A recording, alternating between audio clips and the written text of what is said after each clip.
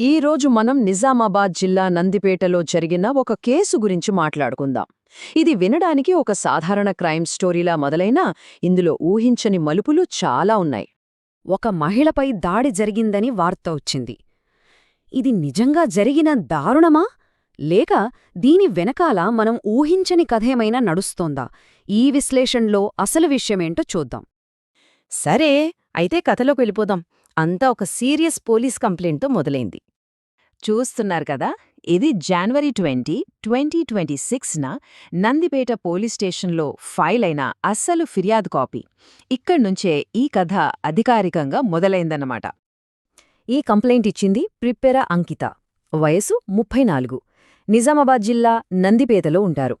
తనను కొందరు వేధిస్తున్నారని, బెదిరిస్తున్నారని ఆమె ఆరోపించారు. కంప్లైంట్లో చెప్పిన మాటలు వింటే పరిస్థితి చాలా సీరియస్గా ఉందనిపిస్తుంది.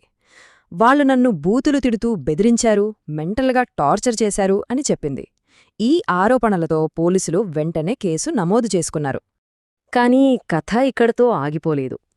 కొన్ని రోజులకే పరిస్థితి మరింత దారుణంగా తయారైంది. ఒక్కసారి ఆ టైంలైన్ చూస్తే జనవరి 4న వేధింపులు మొదలయ్యాయి. 20న పోలీస్ కంప్లైంట్స్ ఇచ్చారు. ఆ వెంటనే 2 రోజుల్లో జనవరి 22న ఇంకోసారి, ఈసారి మరింత దారుణంగా దాడి జరిగిందని చెప్పారు. ఈ రెండోసారి దాడి గురించి చెప్తే నిజంగా షాకవుతారు. ఏకంగా తనని కట్టేసి చితకబాదారని అంకిత ఆరోపించింది. దీంతో ఈ కేసు ఒక్కసారిగా పెద్దదైపోయింది. అందరి దృష్టి దీనిపై పడింది.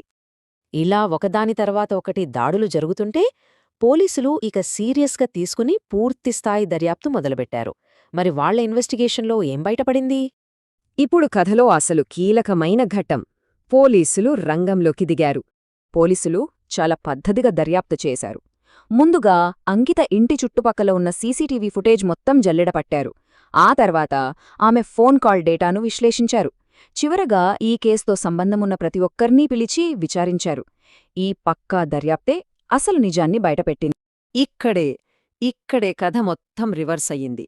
పోలీసులు కనుగొన్న నిజం అందరినీ ఆశ్చర్యపరిచింది. ఇంతకీ పోలీసులకు దొరికిన ఆధారాలు ఏం చెప్తున్నాయి? ఈ కథనం వెనుక ఉన్న అసలు నిజమేంటి? ఒక్క మాటలో చెప్పాలంటే అంతా నాటకం.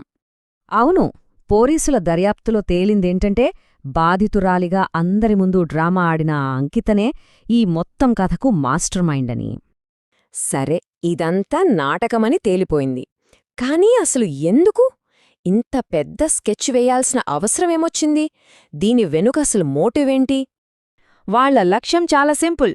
ఒక లోకల్ రియల్ ఎస్టేట్ కంపెనీని బ్లాక్మెయిల్ చేసి డబ్బులు గుంజడం. దానికోసమే ఈ దాడి నాటకాన్ని సృష్టించారు. ఈ ప్లాన్లో ఎవరెవరున్నారంటే పిప్పెర అంకిత, తనే బాధితురాలు, తనే సూత్రధారి. తనకి సపోర్ట్గా సింగారం నవీన్, ఇతను ఆమె ప్రియుడు. ఇక మూడో వ్యక్తి అంబటి శ్రీనివాస్. ఇతను వీళ్లు టార్గెట్ చేసిన కంపెనీలో ఒకప్పటి ఉద్యోగి. సో ఇన్ఫర్మేషన్ అంతా ఇతను దగ్గర్నుంచే వచ్చిందనమాట. సో ఫైనల్గా ప్లాన్ ఇదే. అంకిత, ఆమె ప్రియుడు నవీన్ కలిసి ఈ పథకం రచించారు. శ్రీనివాస్ సహాయంతో అతని ఇంతకు ముందు పనిచేసిన రియల్ ఎస్టేట్ సంస్థను లక్ష్యంగా చేసుకున్నారు.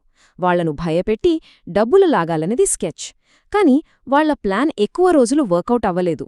రెండో దాడి జరిగిన 2 రోజుల్లోనే పోలీసులు మొత్తం డ్రామాని బట్టబయలు చేశారు. ఈ మొత్తం కథ చూశాక ఒకటే ప్రశ్న వస్తుంది.